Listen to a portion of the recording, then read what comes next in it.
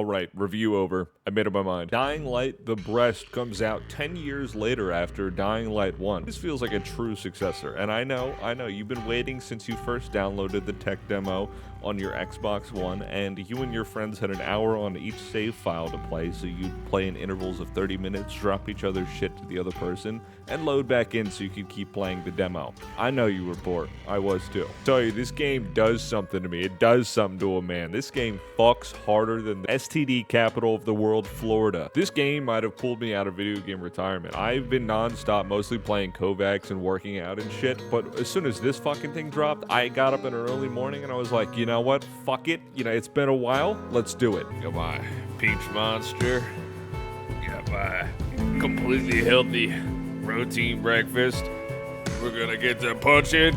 Yeah. We're gonna get some swinging. Yeah.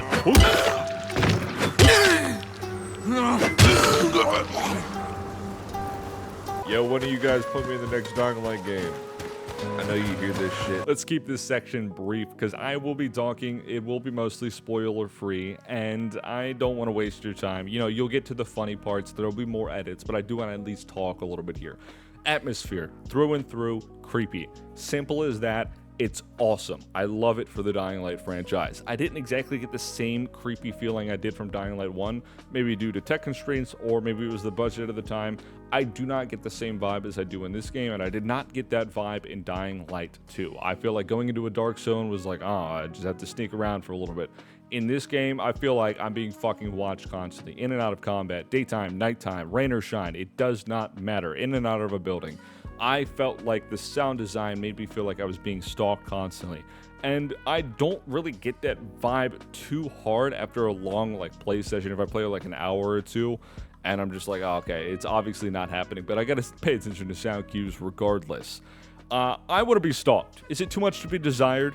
Is it too much? Jokes aside, though, I wish there was a genuine stalking mechanic, because they had something very similar in Dying Light 2 when they first introduced the witches, but they actively attack you.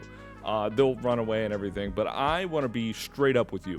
I want to go into a building and be decentivized to go in every single building I see. And I'm talking I want to be looting some shit, tearing open a fridge, grabbing some food, rummaging into a trash can like an animal, and then I turn around and something was close enough to grab my ass and start fucking me up, and it's just peeking around the doorway, and as soon as I make eye contact with it, he backs off. That would freak me the fuck out. I would have shit myself. This game would have been 10 out of 10. This game is still pretty good, but if they had that shit, this game would be perfection for atmosphere. Long story short, this game makes me feel super fucking immersed and freaked out. Next!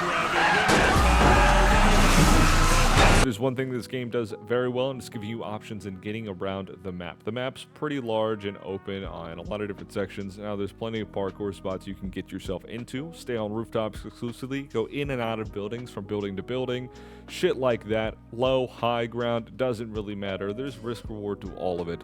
Hop in a vehicle every now and then when you need to cross a big open field or get across a highway, like you just saw.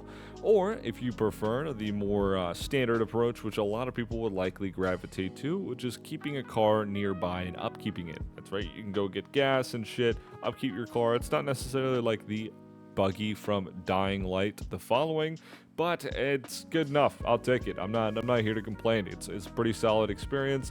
They don't exactly fall apart. They have all the same attachments for UV and electricity and shit that you can, you traditionally have on a buggy to keep volatiles and other virals off your car. They do fall apart relatively easily if you're fucking it up, and it's not that hard to fuck up.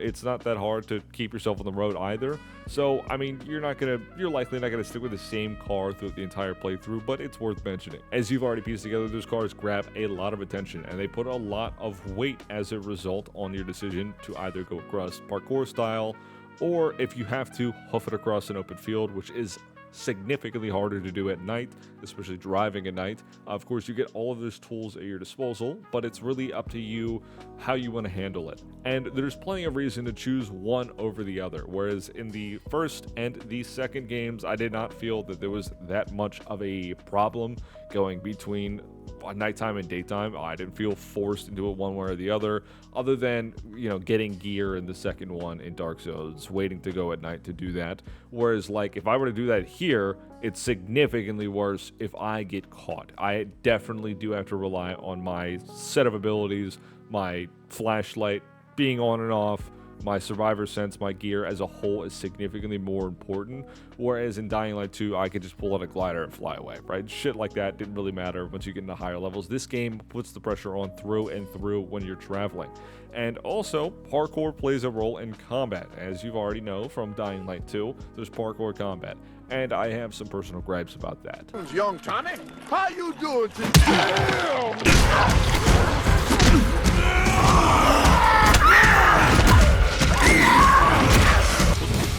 Damn! Damn! Dying Light takes if it ain't broke, don't fix it approach, and I think it's great. They take a lot from Dying Light 1 and 2 that are just phenomenal in combat, and they just turn it up to 11 with the brutality, which I think is great. The brutality is wonderful.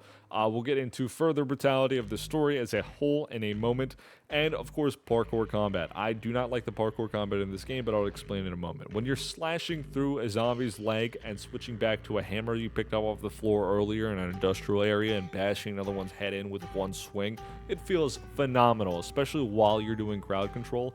It makes it feel super smooth.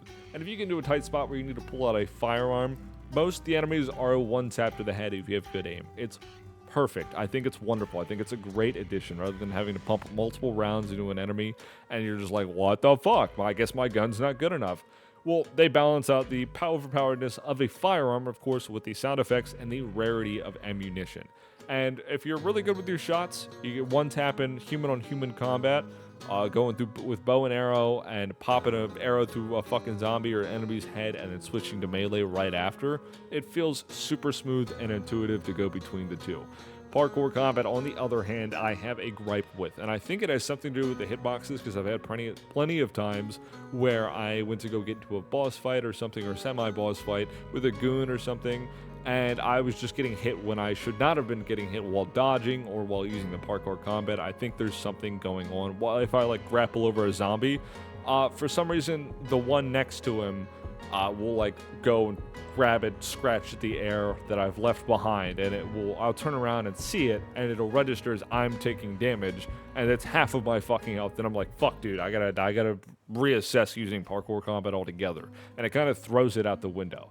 I had that problem with the Mist boss towards the beginning of the game. Super big pain in the ass. I would be using it, and it would somehow still grab me when I was nowhere fucking near it. The goon on this first substation you try to get the power of the rest of the city to hit me while I was on 7 feet above it on top of the shack, and he was on the ground 4 feet from the building trying to look up at me, swings at the ground and hits the ground, and it somehow knocked me on my ass.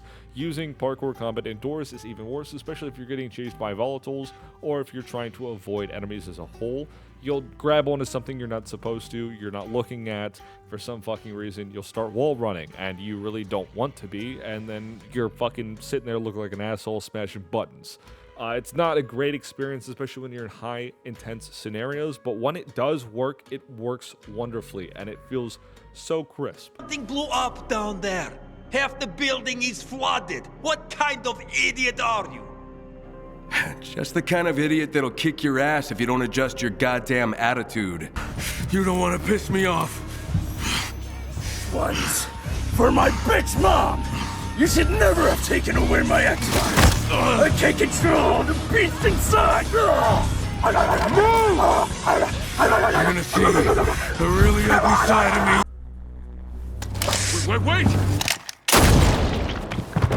Jesus fucking Christ. Preparing for burial.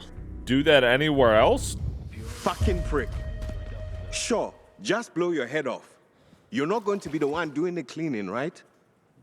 Here I am, pulling this asshole's brain out of the fucking joints. Spare me. I agree. I Egoist. agree. What a Should take fucking a look asshole. and go Yeah. inside. I'm going to keep this blunt, and I'm going to keep this a little bit quicker because I have some notes that run on for quite a while. The dialogue at times feels like the writing team has not learned much of anything from the second game. Is that why they call you the sheriff? That and the fact that I kick butt. Come on. We better get back What? to my people.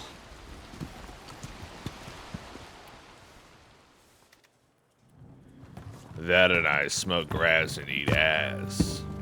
That's why they Town call hall me secure. the grass smoker. Thanks for the help. And the majority of the rest of the writing is great. I think it's pretty solid. It's a video game through and through. It doesn't take itself too seriously, and it doesn't go too light either with like a bunch of dog shit millennial humor.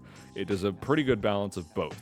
It puts you in serious situations, both in lore and then immediately into combat after it's expressed in a cutscene, and it really puts you in the shit. It really does remind you, like I said before, that Kyle might be powered up in this one, but there's some scary shit out there, and the rest of the world just can't simply handle it. Not that Kyle's like a goddamn superhero now, but he does get a very, very healthy mix, both in cutscene and gameplay, and I think it's better than most of the shit that we've seen now. We can see a lot of cutscene exclusive shit, that lore dumps that you don't get to experience in-game or in combat at many times, and it can be very frustrating for the average consumer that are just like, dude, I'm here to play a game. I'm not here to watch a movie. It does that very well through and through. And a lot of what Kyle has to say is pretty relatable. What he has to do is pretty relatable. He's pissed off when you're fighting like the Mist specifically in that meme I made. It pissed me off when you finally get your fucking hands on him. You just fucking, you know, it's great. It feels good when you finally get your hands on the little bastard. Totally relatable. When someone needs to check their attitude, Kyle's already checking it. You know what I'm saying? Not going to spoil too much, but there are some characters, I don't know if I can call them that exist in the game that build on the lore without just lore dumping on you, with a huge exposition. It gets you thinking, it gets you theorizing based on what you've seen in the beginning of the game. Like, whoa, what's going on there? Can I reference this to this? It does a pretty good job at getting you involved without overwhelming you with a bunch of information. And I think more games need it. Dying Light the Beast knocks it out of the park, and I cannot recommend this game enough. Not only for story, but for gameplay and combat as well. The story is solid. The lore, there's plenty of it to go around. If you want to get into it, of course, there's plenty of iceberg videos that probably exist. I don't really care, though. I enjoyed it through and through. It's really up to you how you want to experience this game, and it's $60. How many games are $60 now? It's not like it's hit with a Payday 2 subscription. Yep, by the way, Payday 2 is a subscription. I'll make a video on that here. And as well as if you want to see other videos, just let me know what kind of content you want to see, suggestions, etc. Feedback of any kind is greatly appreciated, whether you like the video or dislike it. Please feel free to express that. Like if you like it, dislike it. It helps the video get out to more people, and that way I can get more feedback. I apologize for the delay for the recurring viewers here. I've had some pretty extenuating pretty big life circumstances. I don't know if extenuating is the right word. Basically, shit's going down, and I'm trying to get back into the loop. I appreciate your patience with me, and I hope you all have a good one. Take it easy. Subscription to the DLC. Speaking of subscriptions, you hear what happened with Payday 2? I don't even want to know. I don't even care. Payday 2 or 3? Payday 2. Payday 2? Payday 2. What'd they fucking do to it?